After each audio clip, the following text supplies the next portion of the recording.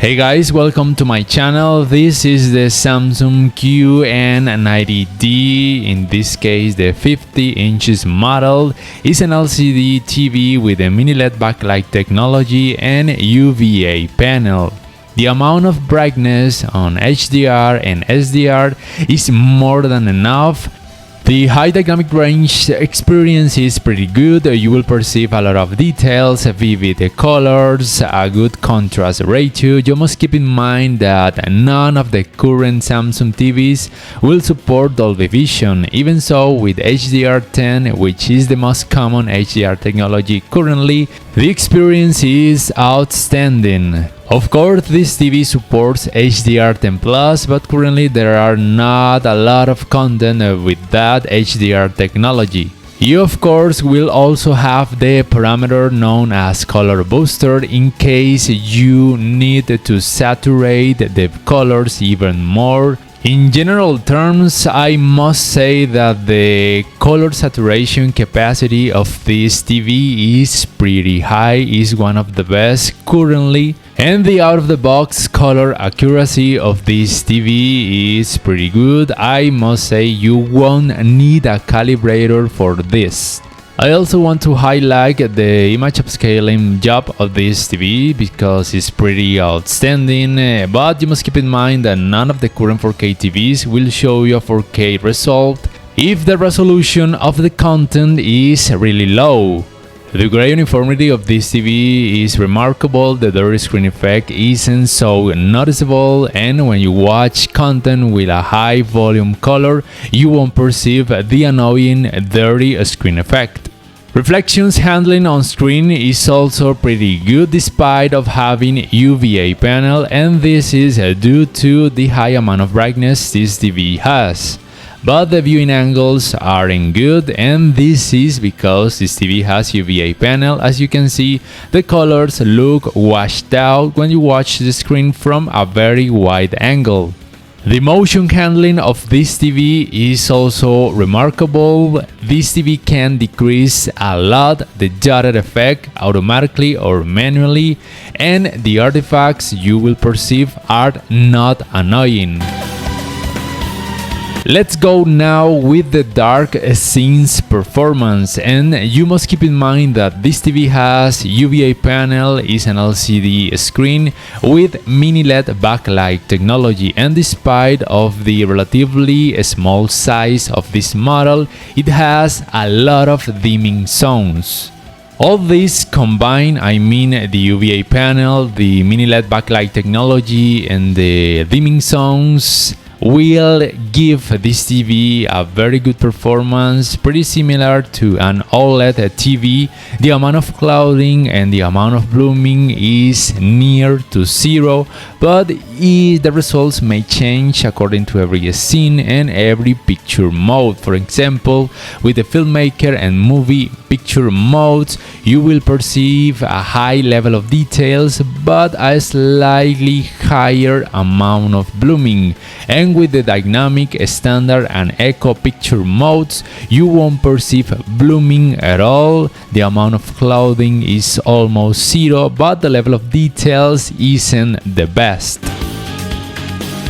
Let's go now with the gaming performance. This TV has 4 HDMI 2.1 ports with full support with 4K up to 144 Hz and also with variable refresh rates technologies. To achieve this, you must enable the picture mode known as game mode, and also this will bring you the option of this game bar with different functions. But from my point of view, the most important thing about this game bar are the picture modes included. The automatic picture mode will set the best picture mode according to every gender of every video game you will play, and this is due to the artificial intelligence.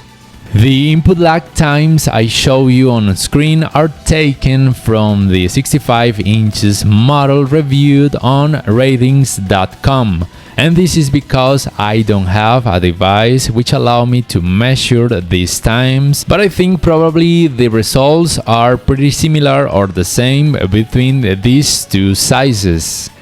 And the same thing applies for the response times. These results are also taken from the 65 inches model. What I have to say is that I didn't experience the ghosting effect on this TV. The performance with this type of video games, where you can perceive a lot of dark scenes and fast movements, is outstanding. I must say that in general terms, this TV is one of the best options for this gaming area and performance in general, in case you don't want to experience with an OLED TV, or in case you don't have the budget to buy an OLED TV.